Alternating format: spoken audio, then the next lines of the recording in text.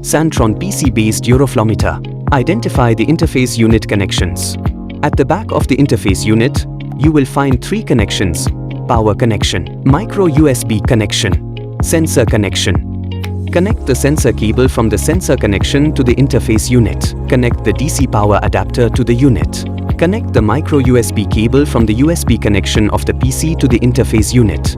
Ensure the power adapter is switched on.